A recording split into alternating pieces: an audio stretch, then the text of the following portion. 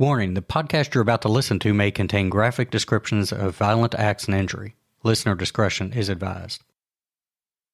Welcome to the Murder Police Podcast.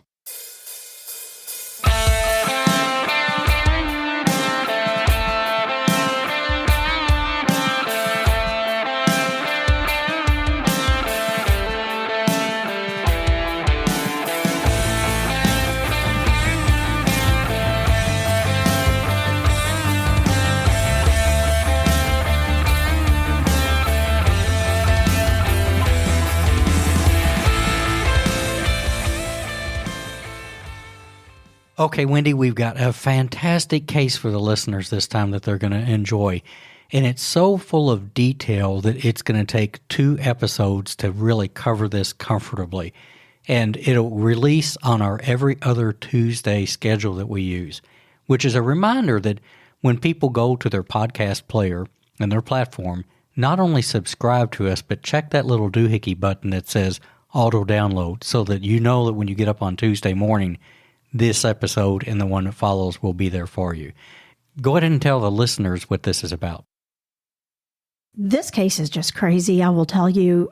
It has been captivating ever since I learned about it. It's the 1986 murder of a 22-year-old young man by the name of Michael Turpin. It occurred in Lexington, Kentucky. Now, this case, it originally was reported as a missing person case. And Detective Fran Root received that call, and Fran walks us through detail by detail of the case up until it gets prosecuted by Ray, the DA Larson. And it's about greed and what happens when 3 evil people collide to create this perfect storm. Yeah, that collision for that perfect storm is what got me about it too, is that you usually see activity like with one person, maybe a couple people, but the listeners are going to see what it's like when somehow you get 3 people together that have the same mindset and carry out a very evil act. And the details are important because this case, like a lot of them we do, was covered nationally. For example, Oxygen Network did a really good job with it. But here's the difference. We have more time and we have Fran's undivided attention, and the details he's going to offer are unique to what you see on television. Yeah, the details with Fran, he walks you through literally from the moment he got that call, step by step. And you truly feel like you are there envisioning and you can see everything Fran's describing. So it is really a sad case, but just bizarre on all areas. So with that being said, let's dig right in and learn a little bit about this case involving Mr. Michael Turpin. Hey there, Fran. How are you doing today? I'm doing fine, thank you. Joining Fran and me is retired District Attorney Ray Larson, affectionately known as Ray the DA. Ray, how are you over there? I'm doing well, Wendy.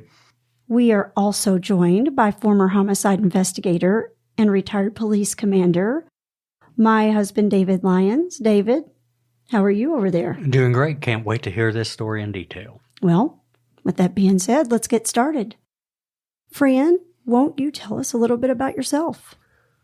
Well, I was one of these guys that graduated from high school without a clue as to what I wanted to do. I'm working in the family grocery store over in Chevy Chase, and we get robbed. And so during the course of that investigation, I got to meet detectives with the Lexington Police Department, and they even actually took me with them a couple times to go down to headquarters and do things. And it was just a light bulb exploding in my head that I can do this. I want to do this.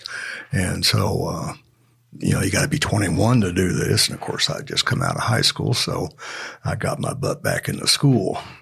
Got hired as soon as I turned 21 and went into the police academy at Lexington.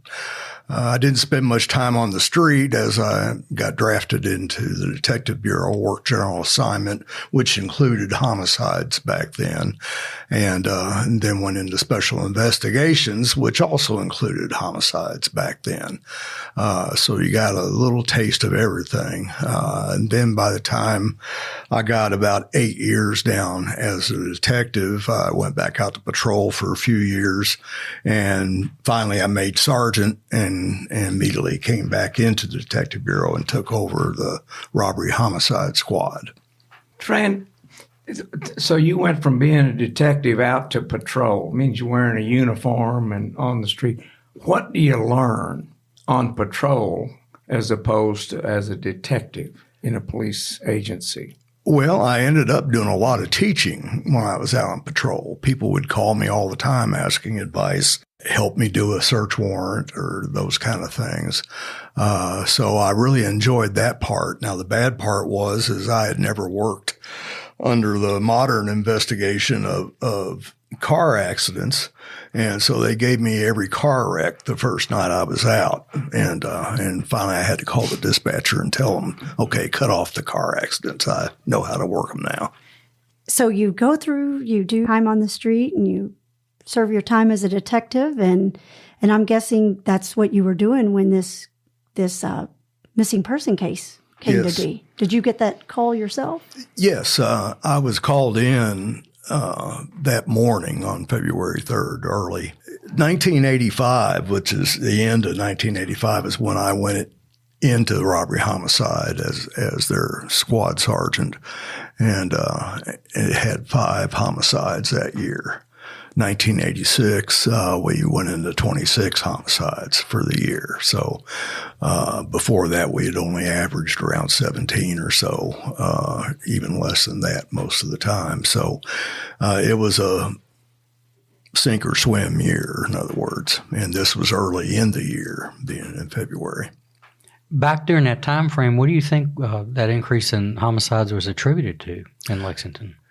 I don't know that you can attribute it. I remember later on in 1986, a reporter asked me how my homicide prevention program was working. And I just had to laugh and said, we have no homicide prevention program. Although on retrospect, I think we did to a great extent, just dealing with domestic violence situations. You know, how many homicides are domestic, and when you enforce the laws right off the bat, then perhaps it didn't get carried away to the homicide stage. One of the interesting things about 1986 was with the number 26 homicides, there was one evening that 5 homicides occurred. And that's a case that we will hopefully deal with at some point. And Fran was in charge of the investigation of that as well. So that elevated the numbers pretty quickly. Yes. So with this, you're just sitting at your desk? How's it work? You just get a call? No, I'm still at home at this point, and they call me at home. I think we normally work somewhere before 9 o'clock, and this was probably around 7 that I get called. Just said we've got a missing person, and right. What do you usually do then? Just start looking, or? Oh yeah, I go on and respond to the scene. It's really up to the patrol officer. You know, he's dispatched on a routine call to take a missing person report. Well, Officer Bird arrives at that scene and he takes a look around, and there's a considerable amount of blood in the entryway to the apartment. So he uses his discretion at that time and asks headquarters to call out robbery homicide. Specifically, what day did this occur, and around what time do you think that call? This is a Monday morning, right at the beginning of the work week. And what day of the year was it? Just to make sure we're clear on that. Oh, it was February 3rd of 1986, Monday. So you get up and you go over to the apartment and just going to start looking for this Mr. Turpin. Well, I confirm that there's enough to the scene to call in the identification detectives to start processing it.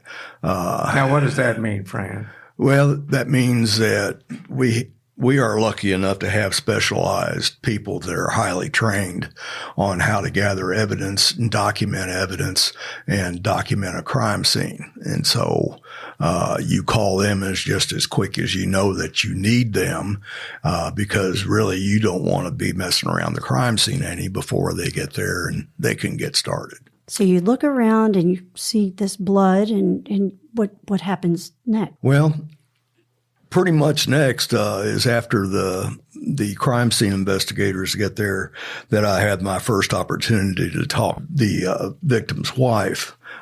She was next door getting cleaned up at the apartment, and so I was introduced to Elizabeth Turpin at that time. So I'm guessing, like most wives, she was just frantic, not knowing where her husband was and where this blood was from. And was she not there to know that there was blood or that he was missing? Well, that's the thing with her, is that she gave me a whole lot of reason right off the bat to be suspicious of her. She had not spent the night there. She had spent the night out carousing with friends, and told me just a diatribe of reasons why she didn't come back home. Said that it was raining and her car fishtailed, and she had a wheel out of balance, and she doesn't see well in the rain. Just all kinds of things like that, just about why she didn't come home. Then it's later on that I get a little bit more that raises my suspicions up again. So I'm dealing with her. Then I also get to deal with the other people at the scene while the detectives are working it and doing a neighborhood canvass, that type of thing. And apparently Elizabeth had called both her mother and father-in-laws over to the scene and telling them about Mike being missing and there's blood there. You know, your conversation now talks to instincts that you develop as a detective or a police officer. And you said that you had suspicions. Why did you have suspicions right away? Well, we're pretty well trained in Lexington, and I had already had quite a bit of training in statement analysis and interview and interrogation. And you know that when someone is giving you too much information in a varied way and they're just regurgitating it, you're not getting it out of them. You're just getting this long explanation that's going to raise your hackles some, and you're going to pay more attention. What was Elizabeth's demeanor during this period of time? Well, and Wendy, you mentioned something about her being distraught. She wasn't.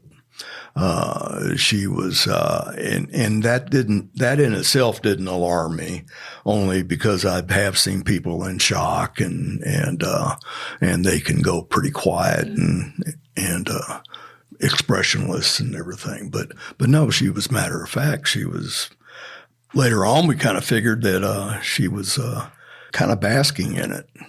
I'm going to call Mom. I'm going to call Dad. And I'm going to call Mike's friends. And she's just at the center of attention, trying to let everybody know first that she's reaching out, so she's in control here. That was the early onset of what we determined. And of course, as this case went on and even going to trial, she proved that more and more.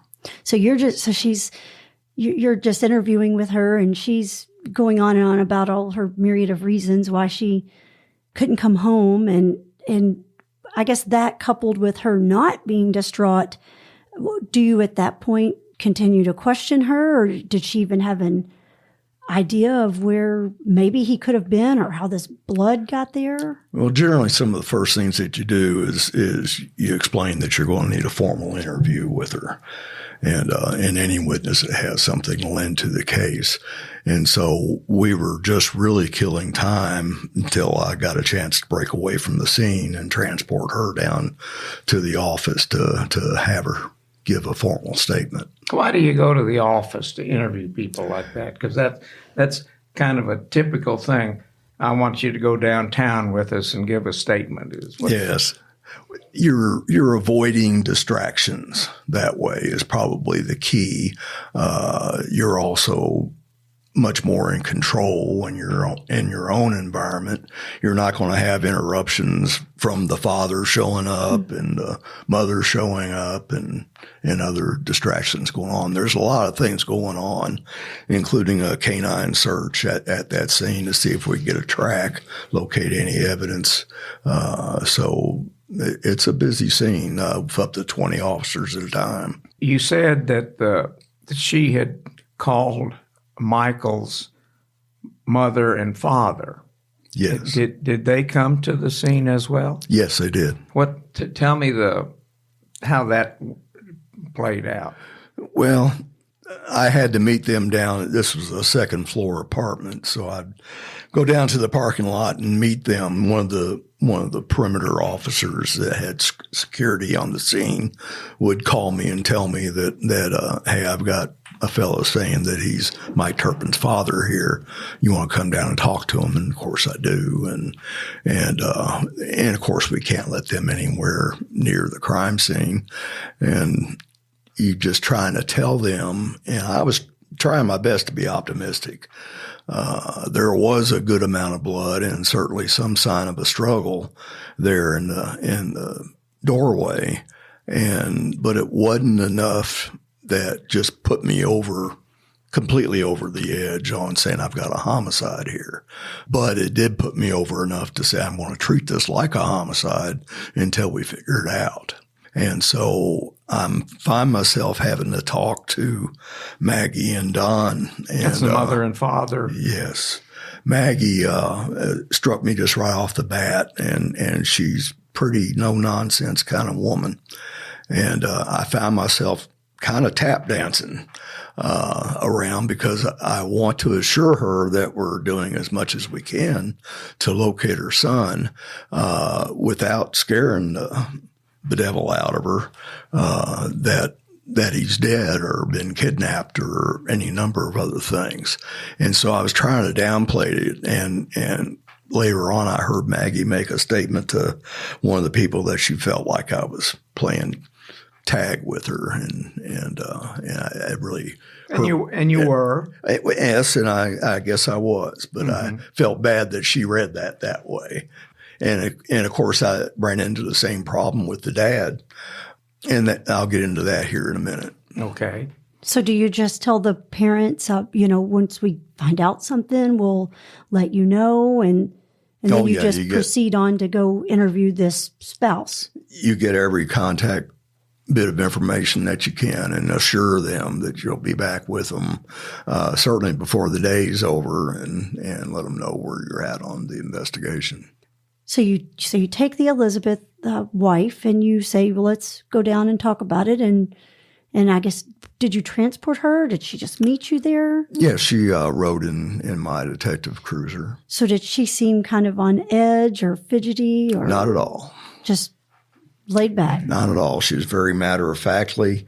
And that's when she got into trying to give me some background on Mike Turpin, her husband, that I've already learned was the president of the band fraternity at UK, graduated with honors, was an accountant, regularly employed, worked his way through school, just all-American kind of boy is the picture I had at this point.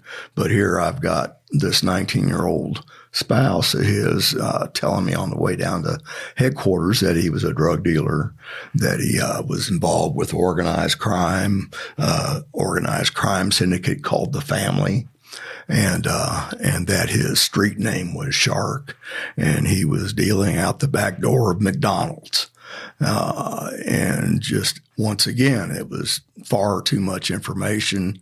And remember, I had just come off a 6-year stint in narcotics, which was special investigations, and I'd never heard of no family and really didn't know much about any kind of organized crime in Lexington, much less somebody's going to use 16-year-olds to sell drugs for them. So you're thinking, wow, I've got two very different pictures of this gentleman. Wife's telling me one thing, I'm kind of learned something else. So I guess you just are listening to it all and waiting to see how this plays out and who's telling the truth about Mr. Turpin. Right. Well, and like I say, my hackles were raised and I was suspicious, but the last thing you want to do when you're investigating a crime like this is jump to conclusions. You don't want to narrow the focus of your investigation. Okay, we know she's involved, even though we don't have a clue how she's involved, but we know she's involved, and we're just going to work on her. Mm-hmm. Well, you're going to miss so many other things, including things that you'll need for trial later on, like investigating exculpatory evidence and leads. What's exculpatory mean for the audience? Exculpatory is anything that would possibly lead you to believe that the defendant is not guilty. So you interviewed the wife, and did you have an opportunity to find? You say she didn't spend the night with her husband. Did you have an opportunity to find out where she might have been the night before? Yes, we did find out who she was with the night before. She was with some people from work where she worked as a car salesman. That she had been to a place called the Circus Sunday night earlier, and there was a big performance. It was a regular thing that they did there. What kind of a place is the Circus? It kind of an after-hours club. They tried to cater to everyone, including underage, so they don't serve alcohol there, but they're really fast and loose about letting you go out to the car and or go in the bathroom for that matter, and do whatever you want to do to get high. But this particular night was a drag show night. It was made up to be a big deal and drew a very large How did she get crowd. to that? She was, well, at that time, she was still driving her car, which was an older model 280Z Nissan. But then her friend from work and the other friend, they would end up in another car off and on through the night. What was the draw for her to go to this drag show? Well, her friend from work, Karen, was actually going to be performing. She would be in drag attempting to look like Corey Hart, who was a popular singer back then. Male singer. Yes, male singer. Mm-hmm. And so she did one of his songs in the performance. And dressed as Corey Hart? Yes. And was there any relationship between those two, do you know? I think there was one that wanted to be. And of course, what we found out as the investigation went on, it was probably pretty one-sided, but that Karen certainly was attracting his attention. You think that was a one-way relationship, really? Really? Uh-huh. Well, what was Elizabeth Turpin's attraction to Karen? Well, Elizabeth, first of all, she got her drugs from Karen. That was probably what got the whole thing started. Mm-hmm. But then, Elizabeth was anything but stupid, and she saw the attraction, and her modus operandi, so to speak, is that she would use people, just manipulate them to what she wanted to see happen. So Karen was basically her drug supplier, mm-hmm. and she continued to see her on I guess a platonic relationship. As far as I know. Yeah, I see. So that's where she was that night. Well, now you mentioned a third person. Who's the third person that went with them to that club? Third person was Keith Bouchard. He was a handyman detailer at the car dealership. So just three friends that worked together, going out under the pretenses of just having a good night out and watching Karen do her show. And Karen is hopeful that Elizabeth will be as interested as she is. Yes. So at this point, when you have Elizabeth downtown, has Karen and Keith even been mentioned? Eventually in the statement, Detective Maria Neal took her formal statement there at headquarters. And while she was still there, Karen actually showed up at the Detective Bureau. She wasn't called or anything, but she showed up concerned about where Elizabeth was and what she was doing. So did Maria interview her?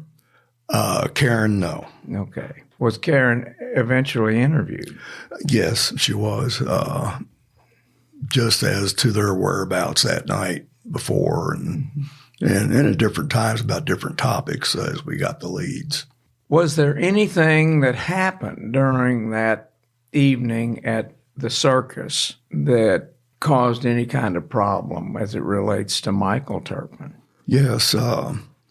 Mike adamantly did not want Elizabeth going out with her friends again, especially on a work night. So there was an argument before they even left. Elizabeth went out to the parking lot and came back in acting very distraught, telling Karen and Keith that damn husband of hers, Mike, had showed up and just messing with her and moved her car around. That's something that we suspected even at the end of the investigation that did not happen, but was just one of those things that Elizabeth was telling Karen and Keith to get them on her side. She talked about Mike abusing her and mentally. Well, and I'm sure if Karen has a romantic interest in Elizabeth, she's probably very open to hearing whatever Elizabeth is going to tell her negative about her husband. And did Michael know that Karen had a romantic interest in his wife? I don't know if he perceived that or not. I think they were over at the apartment often enough with Mike that certainly if he was paying attention, probably would have picked up on it. But sadly, we didn't get to talk to Mike. Was there any conversation at the circus that you discovered through your investigation between Elizabeth and Karen and Keith that would have caused Karen and Keith to want to protect Elizabeth or to do anything to make sure that Michael didn't do anything to her? Oh, yeah. Elizabeth had been talking for several days now about how unhappy she was with Mike. And I think she dropped a few times the fact that he had a life insurance policy on him. And she would say things like, I sure wish I could just hang out with you guys all the time. Just different things like that. And then she talked excessively about how abusive Mike was and how basically a bad person he was. Was she afraid to go home that night from the circus? I don't know if she told them that or not. That did not come up. So when they left the circus that night, what did your investigation reveal? Well, in order to kind of keep this thing cohesive, I've got to jump around a little bit. But I think by the second day of the investigation, Sergeant Dan Gibbons gets a call from a person that identifies a drug dealer that they had cruised by his house that night, that Sunday night. They apparently had left the circus for a while and then went back. And they were asked, well, I think they bought some drugs. He was Karen's drug connection, but they asked him for a gun. He told them he didn't have one, so they did not get a gun. But. So you interview Karen, you interview Elizabeth, and do you just, at this point, do you just let her go? Were you just hearing her story and you're still at a loss thinking, well, where's this gentleman at? Well, it's a fine line that even though we're suspicious of her, we don't want her to, what they say in the law business, lawyer up on us.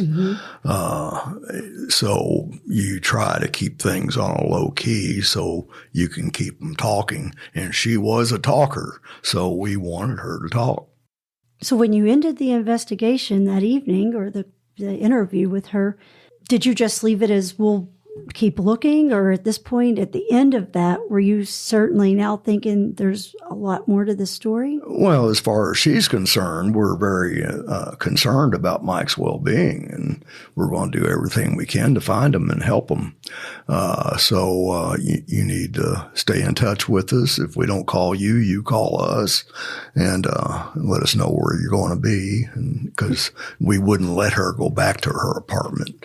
We did let her go get a couple of things out of the apartment under supervision. So then you send her on her way, and I guess what happens next in the investigation? Are you all just hoping he either turns up or, do you just wait? We're getting background information through all of this. We're talking to people like Karen Brown, and we didn't talk to Keith for a while. We just didn't manage to run across them. So the main people we were talking to are people like all of Mike's friends from college, band guys. We kept, both male and female friends from that age, and we're getting this perfect picture of Mike Turpin as the boy next door. No suspicion of drugs. I think every one of the women in his group probably would have loved to have dated him, except he was just kind of backwards. You had to just about hit him over the head to get him to pay attention to you. And that's exactly what Elizabeth did, as we found out later on. How did they meet? They met from band. Mike was a senior and the president of the band fraternity, and Elizabeth come in as a young freshman, and she wanted to be in the band, and so she was trying out for a flag girl position. She immediately approached Mike and started flirting with him, and Mike was not used to that. She got his attention very quickly. Matter of fact, he fell for her. Yes. Pretty hard right away. Oh, yeah.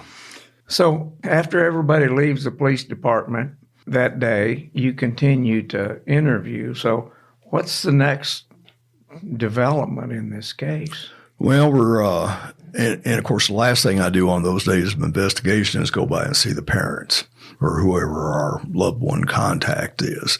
And so, and that was another one where I didn't hit it off too well with mom and dad. I go to Don Turpin's house. And by now, Elizabeth told us all these stories. And she added, too, that Mike's little brother also helped him deal drugs. And so I find myself in Don Turpin's family room, vice president of a large bank here in town. And I find myself asking him about his sons dealing drugs. Well, I'd say I came very close to getting punched, but I was simply following up on leads I had to do. I probably could have explained myself a little bit more. Then again, you don't want to give out too much information either. So what's the conversation with Maggie and Don? Well, just to let them know where we're at, that we're still looking for Mike, that we're still treating it as a homicide investigation. And quite frankly, we're kind of out of things that we could do for that day. It was about 11:30, midnight. How many days into the investigation were you at this point? That's the first day. So you did a lot on that first day. Yeah, that was a 12-hour or so day. Okay, next. So you go home. You wake up tomorrow. Try to get some sleep. We go into work. We've already got people lined up to come in and interview. I personally had a friend of Mike's from the band era coming in to see me. And I'm not long into that interview before a detective interrupts the interview and gets me out of the interview room and tells me that they found a body out at Lakeside Golf Course. Hey, there's more to the story, so go download the next episode like the true crime fan that you are. The Murder Police podcast is hosted by Wendy and David Lyons and was created to honor the lives of crime victims so their names are never forgotten. This podcast is produced, recorded, and edited by David Lyons. The Murder Police podcast can be found on your favorite Apple or Android podcast platform, as well as at murderpolicepodcast.com, Facebook, Instagram, and Twitter. If you have enjoyed this podcast, please subscribe for more and give us a 5-star review on Apple Podcast or wherever you download your podcast from. And please tell your friends. Lock it down, Judy.